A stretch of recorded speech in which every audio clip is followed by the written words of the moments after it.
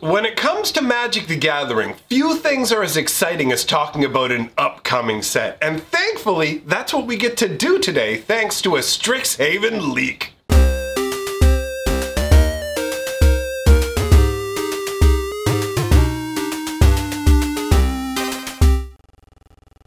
Greetings, owners of fine luxury cardboard rectangles. My friends, I am still wrestling with exactly how I'm going to go about recording my secret layer videos because I don't have my normal setup. But in the meantime, a spicy little meatball of information has escaped out into the wild, and then my poor meatball rolled right out the door. All right, so what's happened is a tiny little tidbit about Strixhaven has come out. I consider it a leak, okay? Because this isn't officially released by Wizards information. It's information we're getting from a distributor, and it is about the next upcoming set of Strixhaven. So, if you don't know about Strixhaven, we don't have that much information to begin with. But honestly, Strixhaven is a really cool concept for a world that I'm surprised they haven't done before. The idea behind Strixhaven is it is the grandest school of mages in the multiverse. That's the way it's being billed. So picture a plane of existence that's centered around a massive mage school. I'm not sure if it's supposed to be this world is similar to Ravnica. You know how Ravnica is essentially one gigantic city and all the natural areas have been kind of subsumed and urbanized, with the exception of some parts of Ravnica that have been smashed back down by the Gruul, who want everything to remain natural and normal. But I'm not sure if Strixhaven is supposed to be a school of mages that sprawls over the entirety of the plane, or if the plane would essentially be considered a backwater with nothing of note aside from the school of mages. A massive school of mages, depending on the size and power level of it, would have a very significant impact on a plane of existence, which is a really cool concept, right? But it does leave me with one really major question.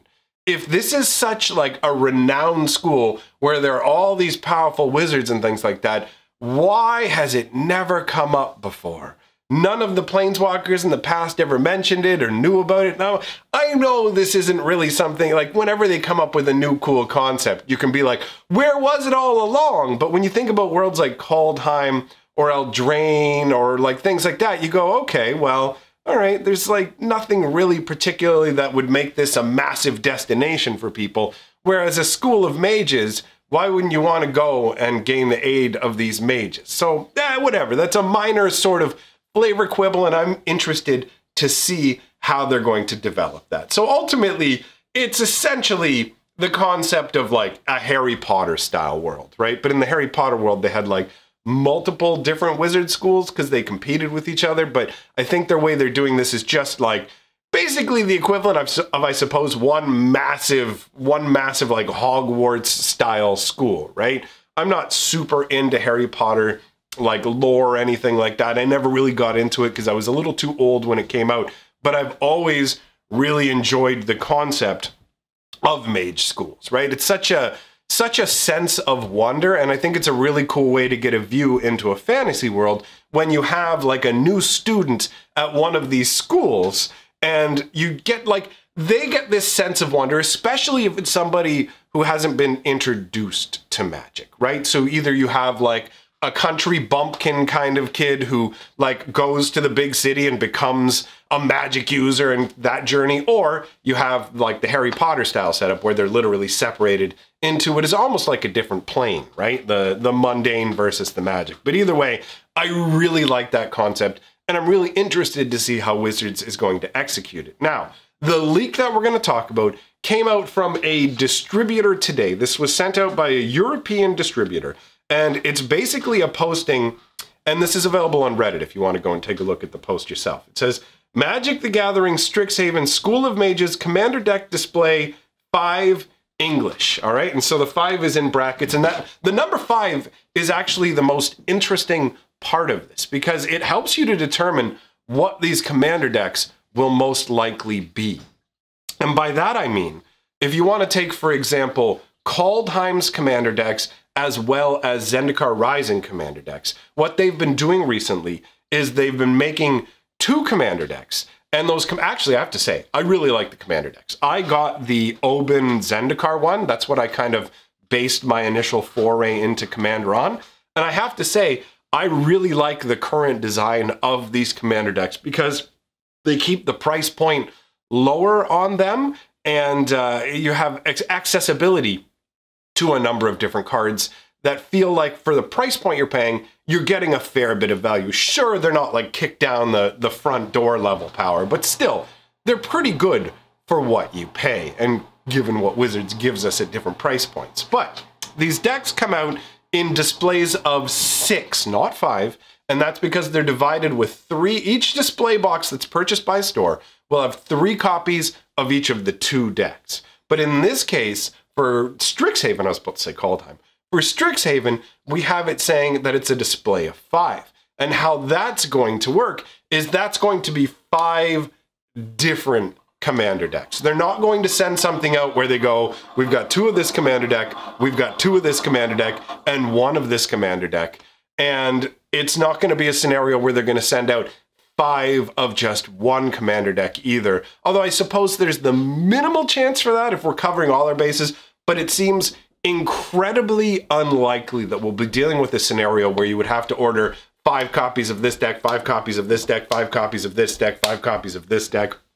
No, what it appears to me to be is more akin to the older style of commander releases. And the older style commander releases in the olden days were 5, a set of 5 different commander decks. You would buy 1 display and you would get 1 copy of each commander deck. So that's the scenario it appears like we're dealing with Strixhaven, which gives a couple of different possibilities for this.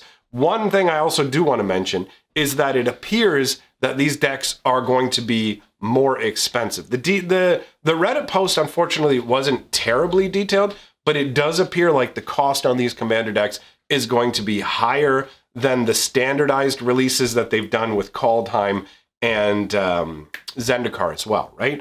So in this scenario, bear in mind that these could actually be more powerful decks with more goodness in them at a higher price point. So think more like the commander releases before they started making commander decks that go with each set.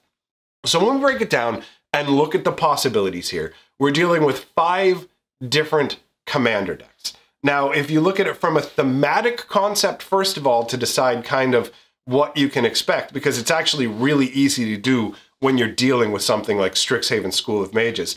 The information that's been given to us is that this school is essentially going to be broken up into different factions. The easiest way to think of a comparison for this is to just think of the Harry Potter scenario where they put a magical hat on your head and it says either you're a hero or it puts you in the group of people who are all evil. I don't understand that. That's one thing about Harry Potter that always was weird to me. It's like you put this hat on and it can read people's minds and potentials, but then it puts everybody who has the potential to be a scumbag just into like one group, right? So it's this weird way of compartmentalizing kids, tiny little kids that have magical powers into like, you're probably going to be evil. We'll put you in the scuzzbaggery group. And it's like, who decided this? I have to say, like I said, don't know that much about Harry Potter lore, but it really does feel like they didn't really think that much about the different groups. We got the good group you really want to be a part of, the evil group you don't want to be a part of, and then 2 other groups that just exist. That's really how it came across to me. Although, you know, full disclosure, I've only read like maybe 2 of the books and I've seen all the movies, I'm pretty sure. So that's the level of information I'm going in with. Obviously, there's going to be some people like, but anyways, this is a very long-winded way of saying, that's how I do everything, a very long-winded way of saying that these commander decks are almost guaranteed to be house representations. So you can expect there to be 5 different groups, 5 different factions, clans, houses, like not schools, but whatever you want to call them, that's most likely the way that it's going to break down, which leads to multiple options. You could have a situation where there are 5 different houses and they all represent one color of magic. So there's no like nuance in terms of, hey, I pull from this sphere and I pull from this sphere. You have your one house that are fire mages. You have your one house that are water mages. You have, you know, and so on. You know, like you want the greenhouse could be nature mages, right? It's that sort of thing. And they're all hyper-focused and hyper-specialized, in which case we could see commander decks, one of each color, right? Because there's 5 different colors. So that's a really easy sort of, boom, 5 different monocolored commander decks. But there are other possibilities as well, right? We could have a scenario where they could go with 2 color identities for each of these wizard houses. Will they do that? Who knows? What kind of overlap there might be in terms of like trying to provide a strong identity to a 2 color combination may run into a little, this just feels like a half Ravnica set, right? If the school spans the whole world and you just have Boros mages and Celestia mages and whatever, I mean, they wouldn't effectively be from Boros or Celestia. But you know what I'm saying. I've noticed a trend over time being part of Magic that as we've progressed, people used to just say, I'm playing a blue deck. I'm playing a blue-green deck, whatever it is. They would say the color combinations. But as Ravnica became more entrenched, people started to use the terms for Ravnica. I'm playing Boros, I'm playing Gruul, those sort of things. And actually, that also extended out into the Alaran shards, Bant, Grixis, Esper. So we already have some pretty strong associations with these color combinations as well. So I mean, but so on one hand you say from that, will wizards use the same kind of concept? But on the other hand, you say, how much design space is there? But I mean, I do think the idea of monofocused students would be a cool concept. You could have each house be a particular color and then maybe have a couple of like prodigy anomalies who actually are multicolored wizards and somehow like they're gloried above the other level of wizards because most, like, I'm making this all up. This isn't Strixhaven lore. This is literally just me making theoretical stuff up. But just picture a world where not many people have magic affinity to begin with. Or it's just, if it's a School of Mages world, people probably aren't being no, I guess it would need to be a world where there is an abundance. Pretty much everybody is born with some kind of magical affinity. Right? You either have a fire affinity, a water affinity, whatever it is, you're born with one of those. And that is the house, that's the school you try and get into. And there's all kinds of ranks in them. So the highest ranking in a school would be the nobility of that particular group. And maybe when they have children, their children also have that level of power. And it's just that sort of strata, right? So you can have that scenario. But then every once in like a blue moon, someone is born who straddles the line between 2 houses. And depending on the difference between their affinities, that's how impressive it is. Like if you had a water and fire affinity because they're directly opposite, that would be more impressive than somebody who had like an affinity for white and green because they're colors that are harmonious together. There's a lot of interesting room for that. So you can have the monocolored scenario with 5 different monocolored decks. You could have 5 different of the 2 colored combinations, which honestly, to me, you leave 5 out, and that's not always a feel-good scenario.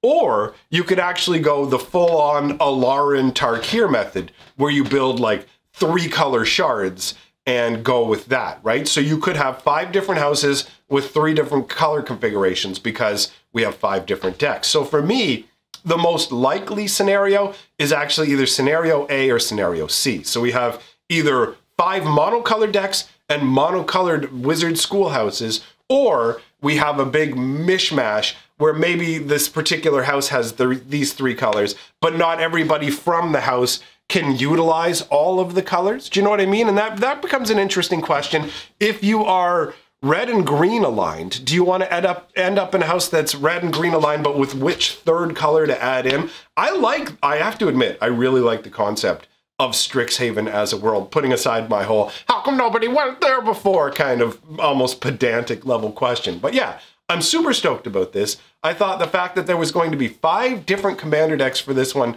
I found that to be a point of particular interest. And honestly, it's fun to just think about what might be coming. You know, I'm weird because I don't like to create my own magic cards and I don't like to create my own magic sets, but I absolutely love to theorize and guess and just kind of figure out what might be coming and also analyze what's been created. So whatever, man, that's what I enjoy. So that's what I wanted to come and talk about, my friends. At this point, it's time to let the glorious patron scroll roll on by. These are my top level patrons, the most elite human beings in the world. So if you want to be amongst their ranks, just hop on my Patreon. It's super simple. You know what else is super simple? I'm going to put a link up there. You click on that and super simple, you'll be watching a brand new lore video. Unless you've already seen it, then it won't feel new. But either way, I'm leaving. Bye!